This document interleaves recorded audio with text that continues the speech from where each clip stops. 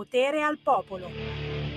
Ogni promessa è debito. Buongiorno, Sammy Varin, un minuto dopo le 11 del mattino. Rieccolo qui, Sammy Varin. Come state? Come state? Male, malissimo, assolutamente, perché sto sbirciando le agenzie. Siamo in profondo rosso, borse a picco per la paura dei dazi. Oro al nuovo record, forti cali in Asia, Tokyo perde il 4%, Hong Kong l'1,1%, anche le borse europee in affanno, Milano e Francoforte cedono l'1%, Parigi e Londra lo 0,9%. Questa è l'apertura dell'agenzia ANSA. Passando al Corriere, anche qui ultima ora, borse, Europa in rosso in balia dei dazi USA. A Milano giù le banche, perdite record per Banca Italia, Panetta cautela sui tagli dei tassi e subito a portare sfiga. Andiamo su Repubblica, vediamo, c'è una striscia rossa, Roma, donna precipita dalla finestra dopo lite, è grave. E poi l'intervento del governatore Panetta che chiede cautela sui tassi, perché con i dazi sale l'incertezza. Le borse, la guerra commerciale condiziona i mercati, l'Europa apre in rosso e poi c'è Musk che consegna gli assegni da $1 milione agli elettori, l'ultimo show del patron di X. Leggiamo qualche messaggio, dai, tra i tantissimi che sono arrivati al 340-6709-659. Tra poco avremo l'artista indipendente, ma molto volentieri mi tuffo nelle vostre meditazioni partendo da un audio. Sul cursore sentiamo cosa dice questo qua. Voilà.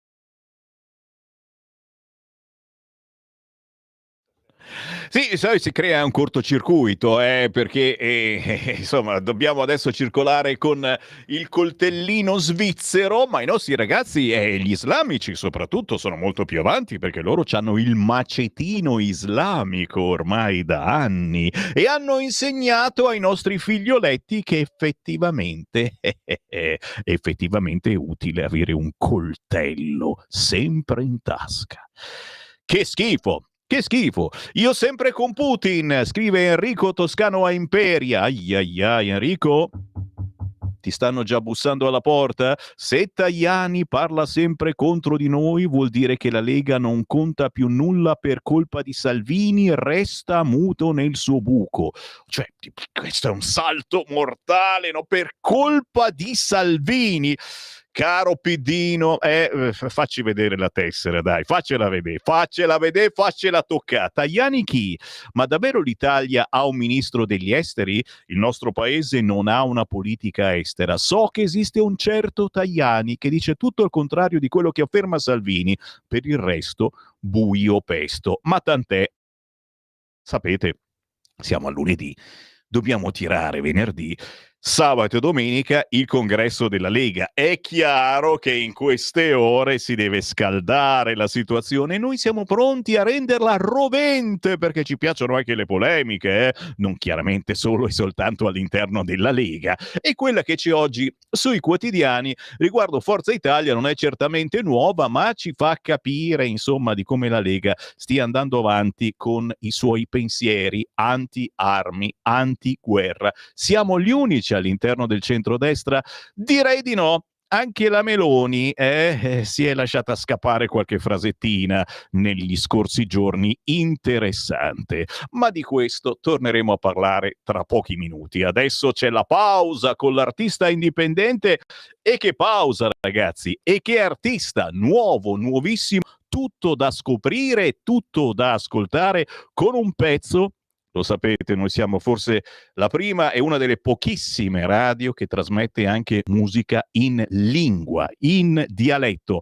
Alle 9 abbiamo trasmesso il pezzo di Piero Montanaro appena uscito, ragazzi, intitolato Gipo, che non trovate da nessuna parte, non è ancora su YouTube. Ha detto Piero, che ringrazia, che lo inserirà nelle prossime ore, grazie proprio alla prima trasmissione che ha fatto Sammy Varin. Ve l'ho trasmesso, l'inno della libertà della Catalogna, che è diventato un vero e proprio inno anche per il Piemonte, perché è in lingua piemontese. Alle 9, dicevo, abbiamo chiamato Gipo. Adesso un pezzo di Adam P, che è Giovanni Pompilio, e arriva da Chieti, Abruzzo, al primissimo singolo.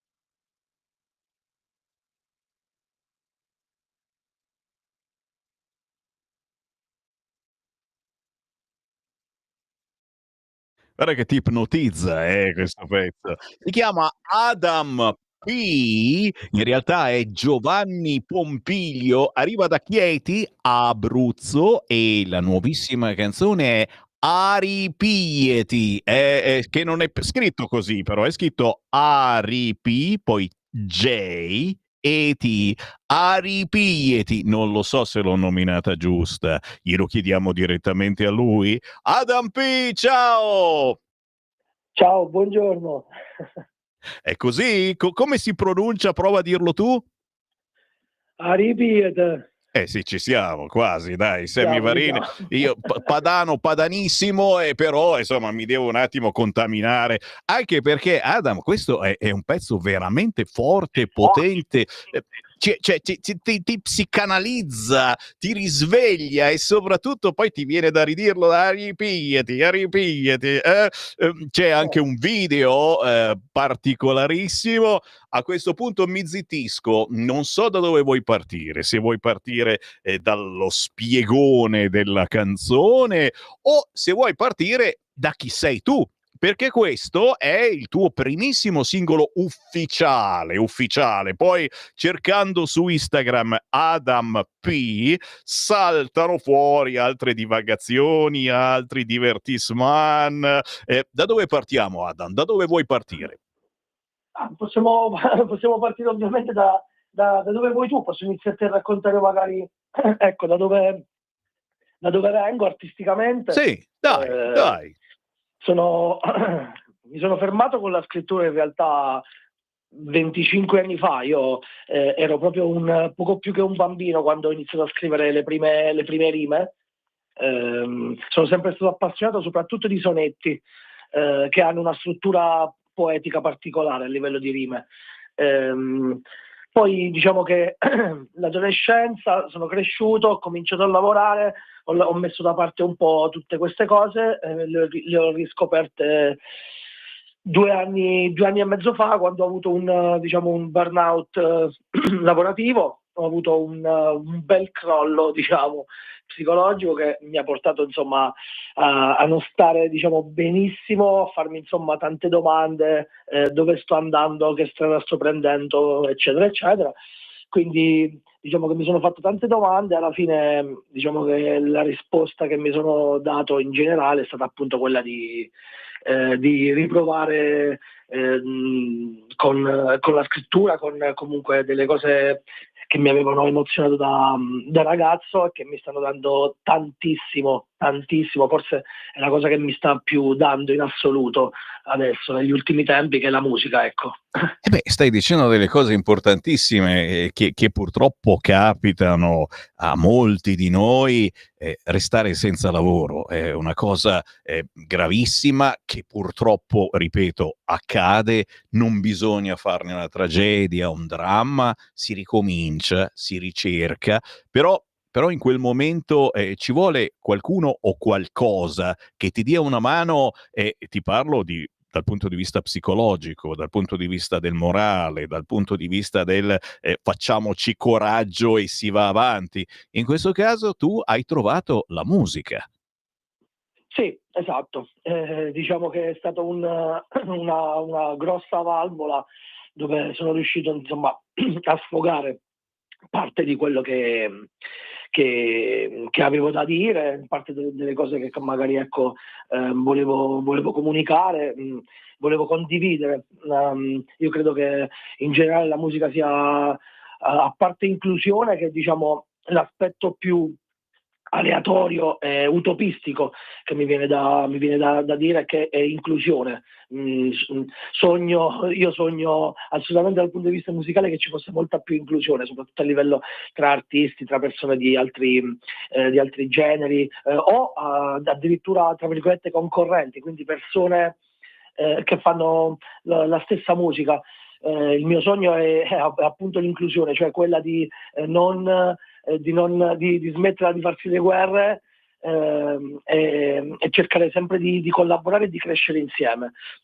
Eh, E poi soprattutto c'è appunto un discorso molto più importante, che è appunto quello della qualità. Credo che l'Italia in questo momento diciamo che sia un po' in flessione da questo punto di vista, dal punto di vista dei contenuti, purtroppo.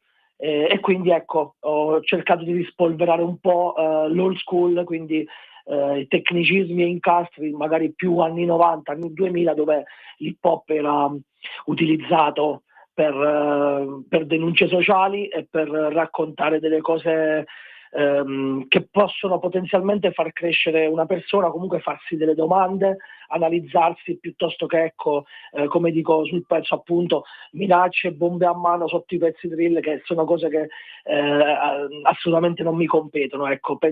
Ambisco ad elevarmi dal punto di vista dei contenuti, ecco.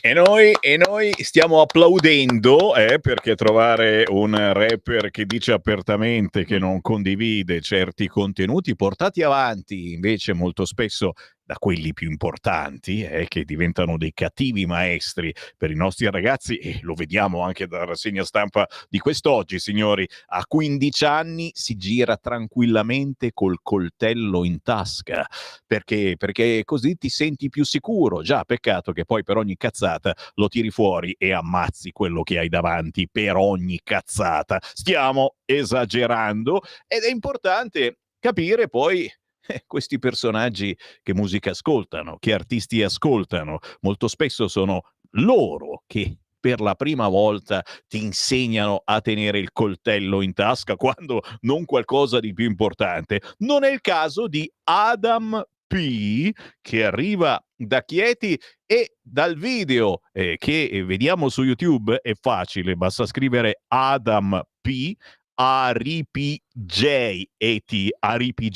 Aripigliati, ok? Anche dal video vediamo che stai facendo squadra con il tuo territorio, e la riprova ne è che hai deciso di cantare questo pezzo in lingua. Come mai non hai scelto l'italiano, che magari avrebbe fatto breccia più facilmente dalle altre parti, e hai scelto la lingua della tua terra? Allora, intanto diciamo che parto da questo presupposto. Io credo che un percorso artistico in questo momento storico in Italia è molto complicato, ci sono tantissimi ostacoli, poi soprattutto quando magari, ecco, fai un genere inflazionato dove moltissima gente storce il naso appena dici che musica fai, rap, già ti iniziano a guardare male, perché ovviamente purtroppo l'offerta è tantissima, è variegata, ci sono tantissimi ragazzi molto molto bravi, tra l'altro, in Italia che fanno questo genere, e quindi io diciamo che è stata una cosa sia ponderata che di cuore, è stata, diciamo, un 50-50, dove ho pensato sia che magari poteva essere una buona strategia iniziare con una sorta di territorializzazione nella mia terra, quindi nella mia regione, e poi piano piano cercare di uscire appunto dall'Abruzzo, e fare altre collaborazioni.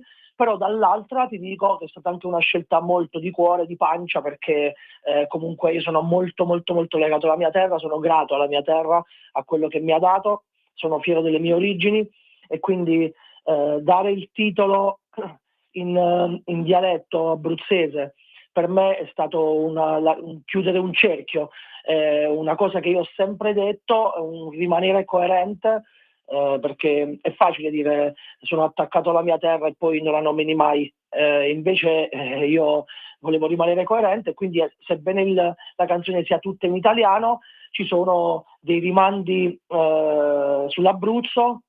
Quando dico rap in abruzzese lo scambio per francese, in un altro verso dico senti come suona, scrivo a occhi chiusi mentre vado al mare Ortona, che è una località in provincia di Chieti dove appunto c'è un mare bellissimo e c'è un porto fantastico.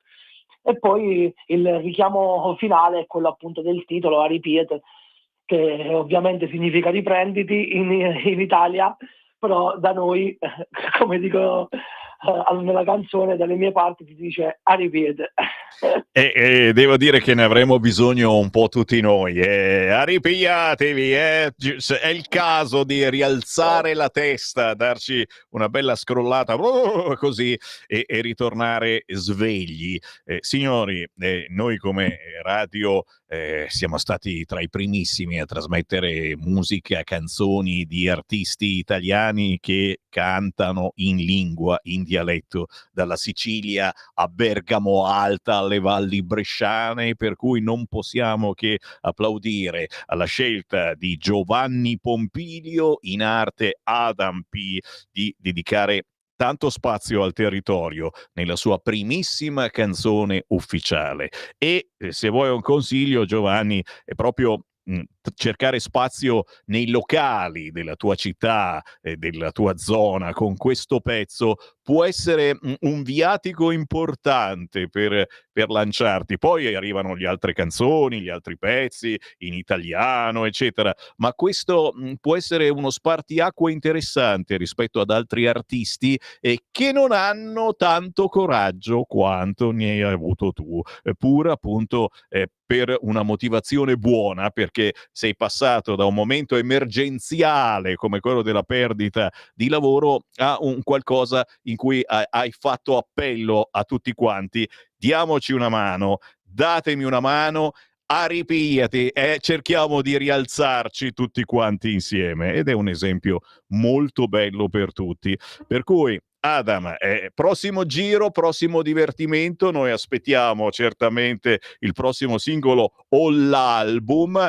Nel frattempo, certo, ripigliamoci tutti, e se passi da Milano nelle prossime settimane, tu sai che c'è una radio che si chiama Radio Libertà, che trasmette pezzi in ogni lingua, in ogni dialetto, che ama ogni territorio italiano del nord, del centro e del sud, e quindi spazio qui lo trovi ben volentieri, ok?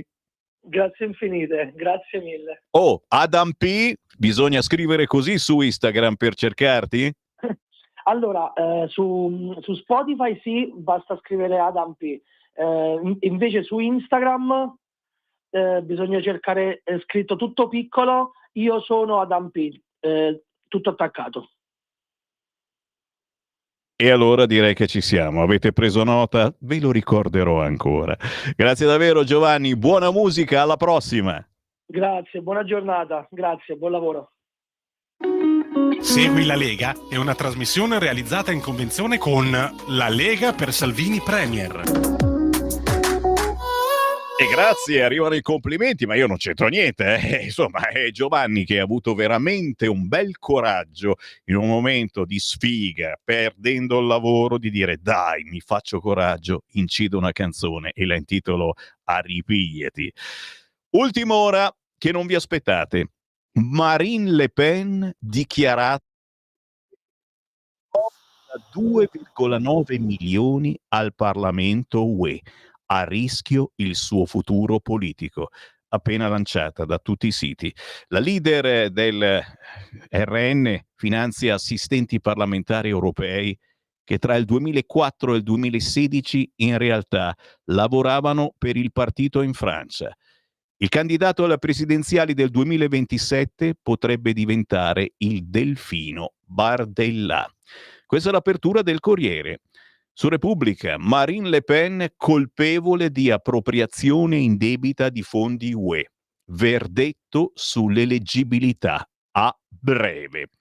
Una doccia fredda, certamente, che sì, ci aspettavamo, nel senso che si era in ballo, si stava ballando, ed è arrivata la doccia fredda. Intanto ci sono gli appuntamenti da non scordare targati Lega, prima ancora dei vostri messaggi, e ne stanno arrivando anche in questo momento per commentare l'attualità. Il nostro numero anche in tempo reale, potete scrivermi al 340 67 09 659, lo ripeto per le nuove entrate, 340 67 09 659. Dicevo, tra gli appuntamenti da non scordare targati Lega, oggi c'è Alessandra Locatelli in Brianza e nei prossimi minuti si troverà a Brugherio, proprio vicino a Monza. Alle 11:45 sarà ospite alla cooperativa sociale Onlus Il Brugo di via Coridoni 5 a Brugherio. Poi visiterà i servizi CSE e SFA per presentare le attività svolte dalla cooperativa. sempre a Brugherio, via Volturno 80, questo alle 11:45 di questa mattina. Nel pomeriggio invece la Locatelli sarà a Bergamo alle 13:15, visita presso l'ospedale Papa Giovanni XXIII. A Treviolo alle 14:30, visita della Casa di Leo in via Aldomoro. Infine alle 16 Alessandra Locatelli sarà a Treviglio, sempre in provincia di Bergamo, alle 16 visita della cooperativa Insieme di via Giotto. Questi appuntamenti li trovate facilmente anche cercando semplicemente Alessandra Locatelli su Facebook. Serata Punto Lega a Milano questa sera lunedì 31 marzo alle 21 in via Esterle 26 angolo via Padova, dove c'è la sezione della Lega di Milano. Arriva Luca Toccalini, deputato della Repubblica, coordinatore federale Lega Giovani. Questa sera, 31 marzo, ore 21, la Lega si ritrova in sezione in via Esterle 29, angolo via Padova, con Luca Toccalini. Chiaramente invitati non soltanto i leghisti celoduristi, ma anche i semplici simpatizzanti, e ci mancherebbe altro. Il bello della Lega è proprio quello di condividere tutto quello che portiamo avanti, cercando anche di capire dove si sta facendo bene, dove si potrebbe fare meglio, e niente di meglio è che avervi ospiti nelle nostre sezioni. Ho ancora qualche istante? Sì, allora vado con i WhatsApp, ragazzi miei, una marea di messaggini al 340 6709 659. Meno male che ne parlate. De Pascale, Emilia Romagna, ci sta aumentando tutto e nessuno dice niente.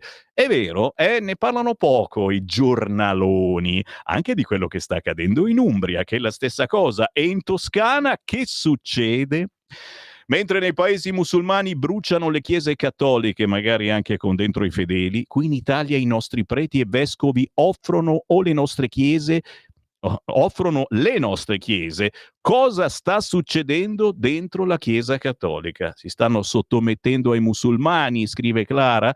Interessante, diciamo che stiamo abbracciandoli. Abbracciamo il nostro nemico? Non lo so, però mi sembra un po' troppo accondiscendenti. Buongiorno Sammy, qui da me Capriano di Briosco. Domenica alle 7:30 ha iniziato a risuonare un megafono con un beduino che ci urlava dentro. Ho scritto subito nel gruppo della sezione, purtroppo Renata è caduta, arriva da là dove hanno fatto un raduno, ma noi lo impediremo in ogni modo in futuro. Quindi dove non c'è più la Lega che comanda, c'è il beduino che canta. Interessante. Un messaggio audio sul cursore, sentiamo cosa dice. Ciao Sammy, buongiorno. Ma in molti paesi rompono le scatole perché gli dà fastidio le campane che suonano nei campanili. Adesso si beccheranno il muezzin. Saluti, ciao Fabio da Udine. Sì, è interessante, soprattutto questa cosa succede dove non c'è più la Lega che porta avanti la baracca, è vero?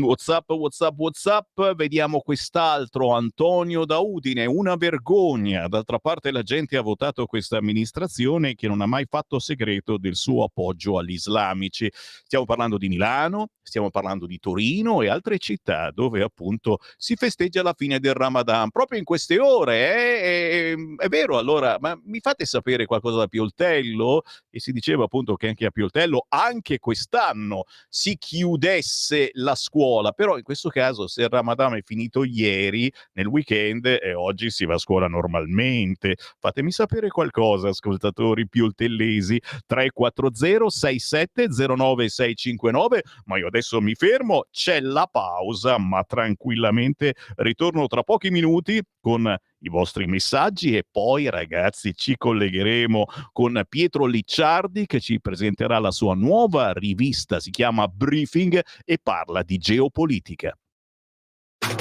Stai ascoltando Radio Libertà, la tua voce libera, senza censura.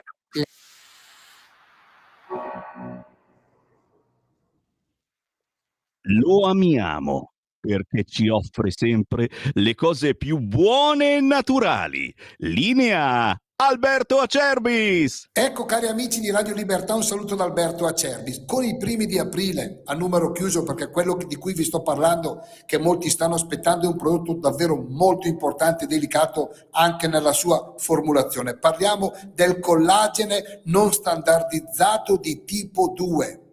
Con estratto di boswellia titolata al 65%, vitamina B1, B6, C e vitamina D3. Che cos'è? Allora ve lo spiego subito. Dolori articolari, dolori artrodici, dappertutto, cervicale, spalle, ginocchia, dita delle mani, dita dei piedi, polsi, perché è lì che viene a mancare il collagene dopo i 35-40 anni. Non è una malattia, una cosa normale e naturale, ma il collagene, amici, non è che uno dice, ah beh io sono uno sportivo, e beh io insomma mangio bene e sto tanto all'alimentazione e il collagene c'è, no, non funziona così. Il collagene non lo produciamo più dopo una certa età e lo puoi trovare soltanto in questo sistema, quello puro, l'ACUC2, e non è un antidolorifico che tu prendi alle 3 del pomeriggio e va bene fino alle 17 e dopo comincia ancora il dolore. Andiamo a mettere il cuscinetto di collagene, l'ammortizzatore tra le articolazioni. Allora,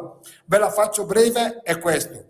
Trattamento di un mese 35 euro, trasporto non lo pagate, ma il trattamento di 3 mesi, che è quello consigliato dagli ortopedici, 79 euro, 3 mesi di trattamento di collagene. Io ringrazio tutte le migliaia di testimonianze, la gente che ci fa davvero tanta pubblicità. Ripeto, non è un medicinale, non è un antidolorifico, è un prodotto molto importante. Allora chiamate subito 030 68 40 408.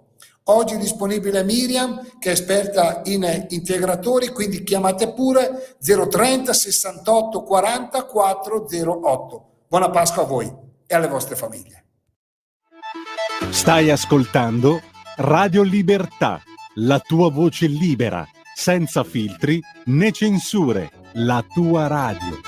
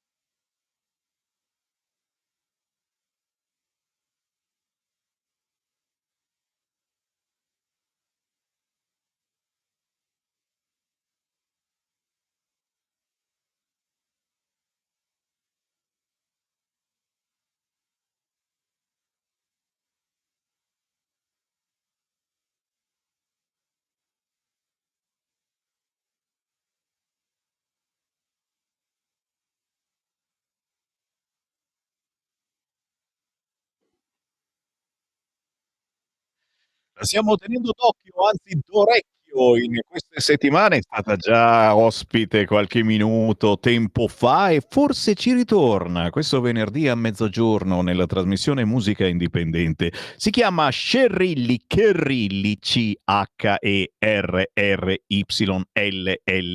Sì, non facile, le robe facili non ci piacciono. Scerrilli con il pezzo Va a finire che... E devo dire, ha un modo di cantare molto particolare che si staglia completamente da quello che c'è in giro, e forse è per questo che trova spazio all'interno della programmazione di Sammy Varin, nella rassegna stampa tra le 7.30 e le 9.30, ma anche nella nostra mattinata insieme. Siamo alle 11.37, una manciata di minuti, e vi dicevo parleremo di geopolitica, perché Pietro Licciardi, oltre che portare avanti il sito informazionecattolica.it, si è dedicato nelle ultime settimane a una nuova rivista, Geopolitica e questioni militari, mai importante come in questo momento, importantissima. Tra poco ci presenta questa nuova rivista con ospitoni incredibili. Intanto però ancora una manciata di minuti, dicevo, con un fracco di WhatsApp, i vostri commenti alle notizie di oggi che stanno arrivando al 340 6709 659, forse il metodo più veloce per parlare con noi, e soprattutto siamo gli unici a fare una cosa del genere, cioè che potete commentare in tempo reale ciò che accade addirittura tra le 7.30 e le 9.30 la mattina con la rassegna stampa di Sammy Varin. Entrate, vi insinuate tra una pagina e l'altra dei quotidiani. C'è un audio sul cursore, sentiamo cosa dice. Sammy, sono Walter. Voilà. Volevo dirti, ma questi preti, monsignori, hanno mai letto il Corano? Io l'ho letto in più versioni, perché dicono che le versioni sono diverse. Io l'ho letto in più versioni, anche quella dell'Ucoi. Non c'è una sola parola di apprezzamento del cristianesimo. Si riconosce la figura di Gesù come un profeta di Allah, ma non c'è nulla di conciliante nei confronti delle altre religioni. Ma questi monsignori della cippa hanno mai letto il Corano? Ma lo leggessero, qui mettiamo la volpe al custode del pollaio. Che schifo la Chiesa, ragazzi. Interessante, o forse dobbiamo diventare dei dimmi tutti quanti noi, quindi avere un permesso di sopravvivere, sì, solo perché stiamo aiutando la religione musulmana, paghiamo un prezzo. Io il Corano l'ho letto 10 anni fa all'interno della trasmissione Padania Sveglia, quando andavo in onda dalle 6 alle 7:30, provocando un casino della miseria. Cercate Sammy Varin su YouTube e potete riascoltare qualche pezzettino di quando mi chiamava l'islamico di turno arrabbiato perché gli leggevo le regole della Sharia, guarda un pochettino, che ancora adesso si ha paura a ricordare. E qualche anima bella diceva che Holbeck era un pazzo e razzista. C'è poco da fare ormai, l'Islam ci sta sopraffacendo col beneplacito di Mattarella. Aug. Un altro audio, sentiamolo. Buongiorno Sammy, buongiorno a tutti i radioascoltatori. Ho ascoltato tanto, ho ascoltato tutto quello che si è detto stamattina, tutto bello, tutto bello, tutto, e poi però purtroppo finisce il messaggio e ce lo devi rimandare perché si è bloccato. Sono passato ieri dall'U Power Stadium di Monza verso le 9, era pieno di musulmani. Roberto da Monza, cosa mi dici mai sul viale delle industrie? Ci passo ogni volta che vado a trovare mio padre. Oh, non è possibile questa cosa. Non è vero, c'è un errore, dai. Tajani un buffone e burattino in mano alla famiglia Berlusconi, come osi, Gino. Non si dicono queste cose. Questa chiesa mi fa schifo come il suo capo. Diciamo che ci sono le vie di mezzo, certo, però vedere tutti questi musulmani col culo per aria nelle grandi città, tutti questi spazi molto spesso dati dalla Chiesa a loro, sembra che stia accadendo qualche cosa, però forse è una nostra sensazione. Fanno le cause contro le campane e poi uno che comincia a urlare a qualsiasi ora non disturba la quiete pubblica? Punto di domanda. Le provocazioni del tronfio Tajani, che senza nominare la Lega fa capire che è proprio a quel partito che si rivolge, mi permetto di dire, deve cambiare strategia Salvini, deve indurre Salvini a cambiare strategia. Scusate, invece che andare fare diritti contro Tajani, che vanta successi inesistenti nella conduzione del suo ministero, perché non adopera lo stesso modo di fare tutto quello che la Lega e noi leghisti pensiamo di lui? Digli tutto ciò che pensiamo di lui. Oh mamma mia! Però vuol dire poi andarsene dal governo. Noi non pensiamo così male di Tajani, semplicemente abbiamo due pensieri differenti. Poi è chiaro che quando c'è da andare uniti, il governo è unito, però facciamo capire che non siamo guerrafondai, cerchiamo di spiegarlo.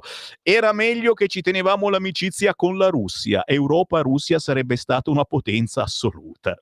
Ci fermiamo, sì, lo so ragazzi, lo so, i vostri messaggi vanno avanti ancora, ma c'è la rivista di geopolitica che è importantissima perché parla proprio di attualità. E quindi vi saluto, vi ringrazio e do la linea a Pietro Licciardi.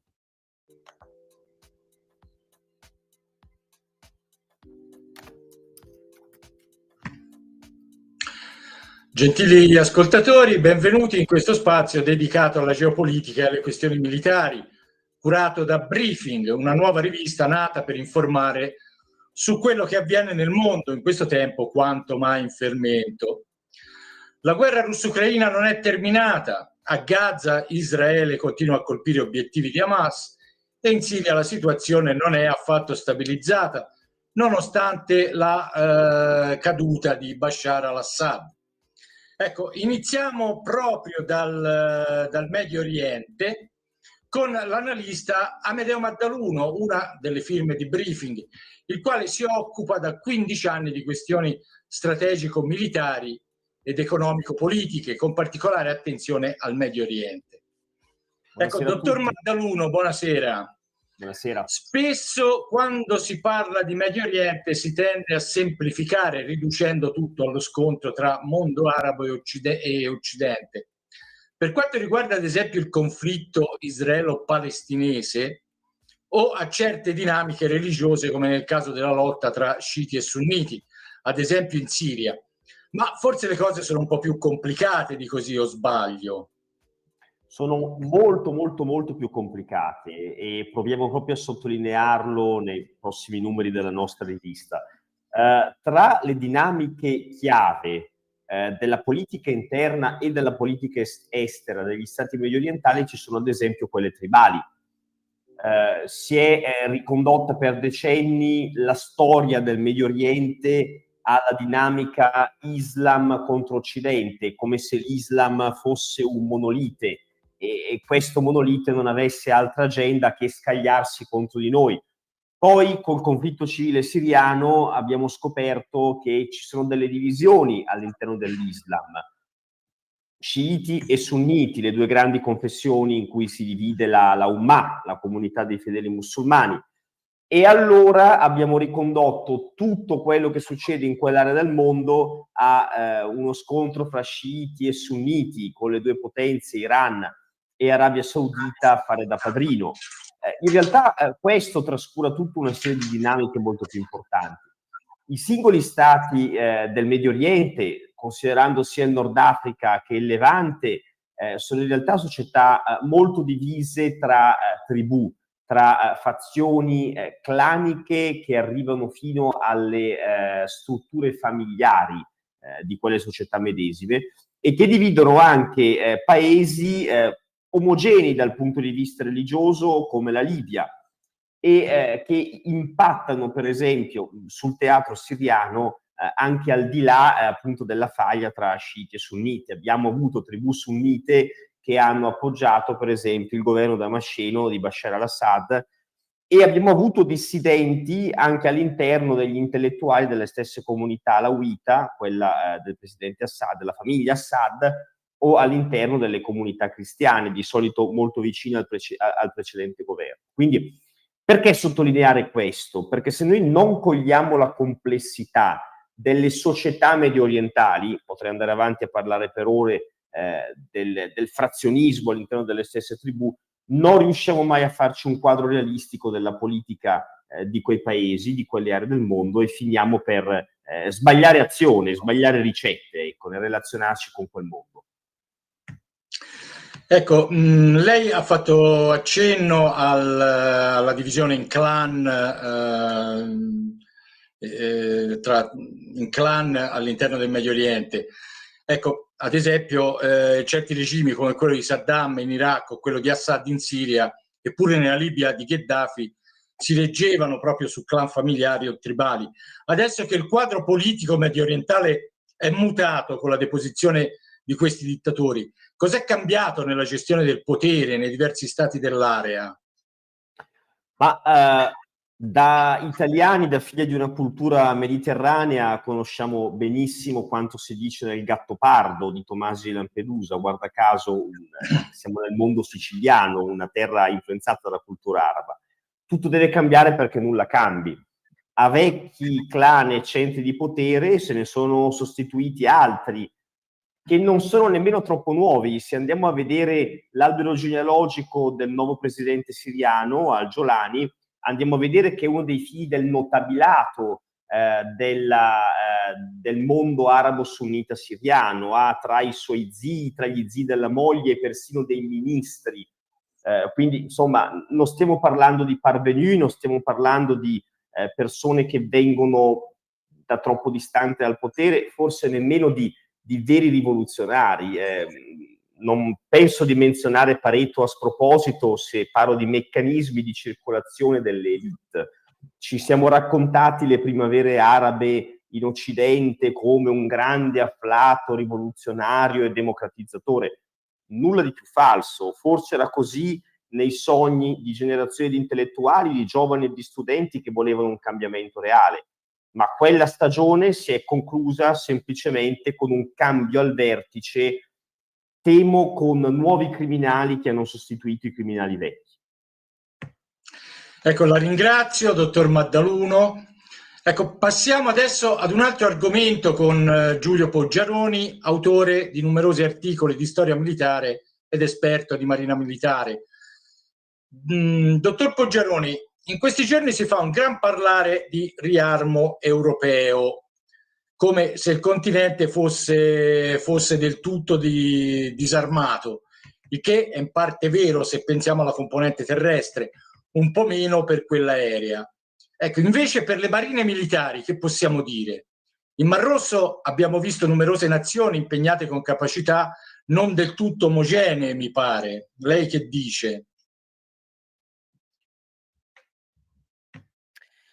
Allora, grazie Pietro. Dunque, intanto le marine spesso sono quelle forze armate un po' più silenziose che non fanno troppo clamore e che occorre sempre ricordare assolvono a degli obiettivi molto importanti, per esempio il contrasto alle attività illecite, la tutela delle zone economiche speciali, la sicurezza delle infrastrutture sottomarine, quindi cavi, gasdotti, oleodotti, eccetera, attività di intelligence, possono fornire supporto in caso di calamità naturali e, collegato a questo, intervenire per missioni umanitarie, permettono di schierare laddove necessario uomini e contingenti oltremare, possono seguire unità ostili qualora questi si avvicinino alle acque nazionali e poi, quello che ci interessa specialmente oggi, ti permettono di intervenire per la tutela della libertà di navigazione.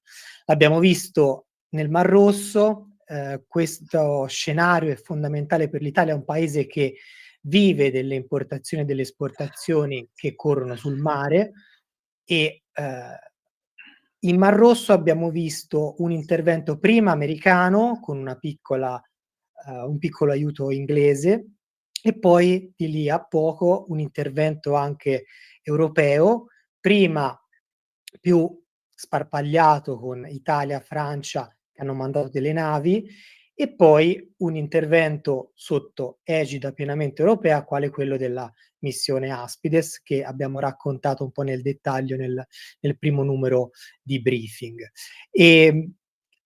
L'intervento europeo è stato rapido, diciamo, se guardiamo ai tempi lenti con cui si muovono le istituzioni e è stato fatto con quello che era disponibile. Ovviamente sappiamo che le marine europee sono molto diverse, ci sono le marine di Italia e Francia che sono quelle diremo messe meglio, che hanno potuto garantire una presenza costante di almeno sempre una nave in zona di operazioni. Altre marine si sono comportate meno meglio, potendo schierare delle unità navali solo in periodi limitati, e questo ovviamente ha diciamo depotenziato la missione. C'è stato ovviamente l'intervento americano che sul gruppo portaerei dell'Eisenhower il gruppo portaerei dell'Eisenhower ha sostenuto la maggior parte degli sforzi, ma nonostante questo dispiegamento di forze americane e europee, la libertà di navigazione non è stata interamente restaurata, perché sappiamo ancora i passaggi dal canale di Suez essere ben lontani dai livelli pre-crisi. Ecco, dottor Poggiaroni, una domanda. Quanto serve all'Italia una marina efficiente e quanto è efficiente la nostra marina? Allora, una marina efficiente serve per tutti gli elementi che ho elencato prima, che sono fondamentali per un paese della nostra dimensione, che ha delle ambizioni globali e o meglio, che ha degli interessi globali e un'ambizione a giocare un ruolo determinante nel Mediterraneo. La marina italiana, come ricordavo in precedente, è messa bene, la prova del Mar Rosso è stata superata abbondantemente. Ricordiamo che siamo tornati a sparare in un ambiente combat dalla Seconda Guerra Mondiale, difatti, e ci siamo comportati bene tenendo sempre una nave in zona. Quella nave, assieme alle altre unità della missione Aspides, ha permesso di far transitare attraverso il Mar Rosso ormai possiamo dire diverse centinaia di unità mercantili senza problemi, senza incidenti.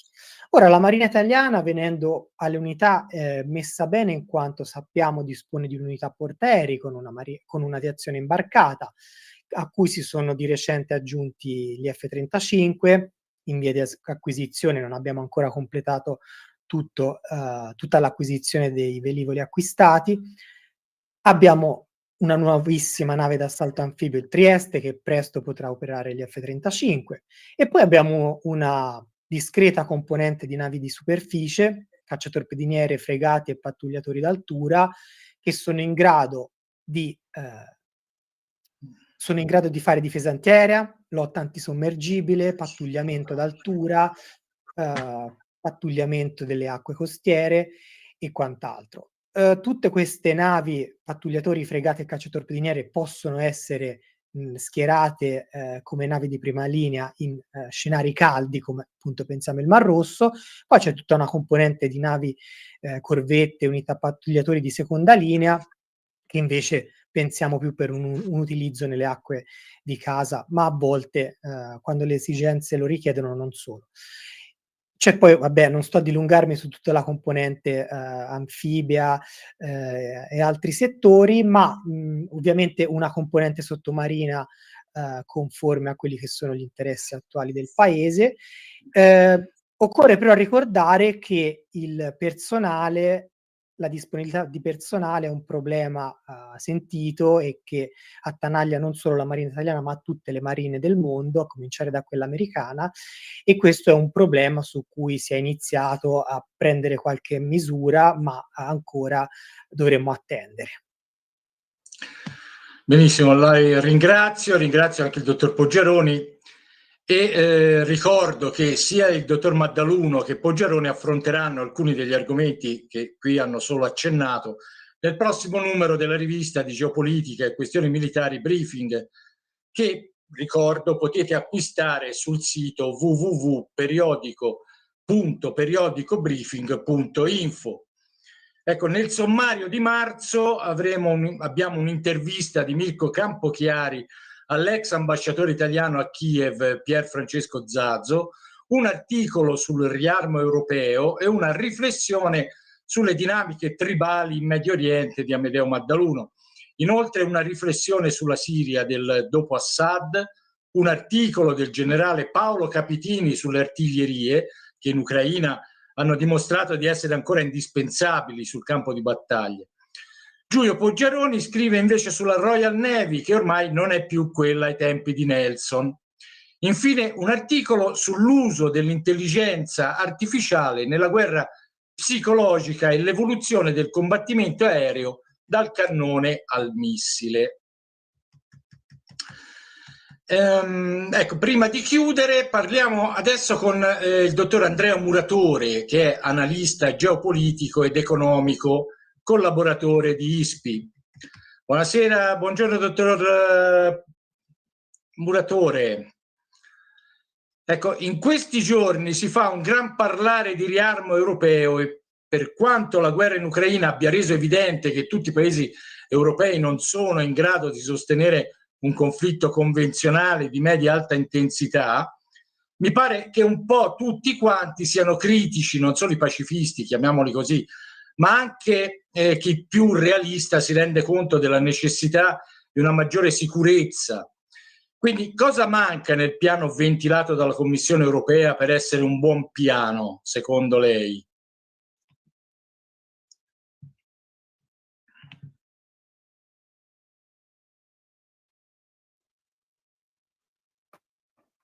Buonasera a tutti, domanda molto interessante, domanda molto ampia a cui rispondo in una maniera diretta. Manca una strategia, manca una dottrina di impiego, ovvero abbiamo un importante corposo finanziamento che la Commissione europea intende stabilire e intende anche sdoganare indirettamente con lo scorporo del deficit, senza però capire in che direzione di deterrenza, di prospettiva, anche di proiezione dell'Europa si vuole andare. Ad oggi si vorrà sostanzialmente colmare il gap garantendo più fondi per dare tutto sommato ai paesi europei già parte della linea integrata della catena di comando NATO più spazio per investire in questo senso. Ma ad oggi non abbiamo da un lato l'alba di una vera difesa comune integrata capace di supplire a un possibile disimpegno americano.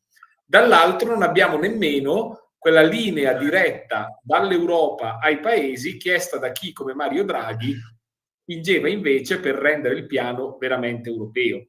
Abbiamo frammenti di tutte queste dinamiche, tutte queste strategie. Pensiamo ai 150 miliardi di prestiti che saranno erogati escludendo, stando all'ultimo Consiglio europeo, le aziende di Stati Uniti e Regno Unito. Una dinamica certamente europeista. Però al tempo stesso c'è una riflessione sulle capacità, attacchi a lungo raggio, cyber, droni, non corrisposta da un'altra riflessione strategica su cosa l'Europa voglia fare e da chi voglia difendersi in prospettiva.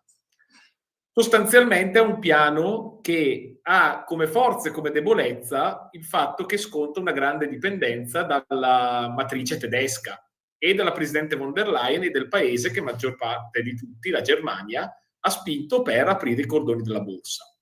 Potrà essere un grande finanziamento all'industria europea della difesa, potrà essere la base di affari d'oro per grandi conglomerati già molto attivi, pensiamo a Rheinmetall, pensiamo a Leonardo, pensiamo anche a gruppi come la svedese Saab, che sicuramente competeranno alla grande nel mercato globale della difesa, in quello europeo a maggior ragione.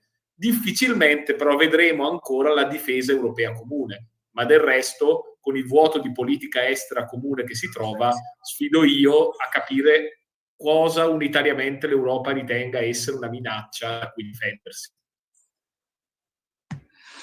Ecco, benissimo, ringrazio anche il dottor Muratore che approfondisce l'argomento che ha trattato sul nuovo numero di Briefing e ringrazio voi ascoltatori per l'attenzione. Vi invito ancora una volta a visitare il sito www.periodicobriefing.info e ad acquistare la rivista per capire come veramente gira il mondo.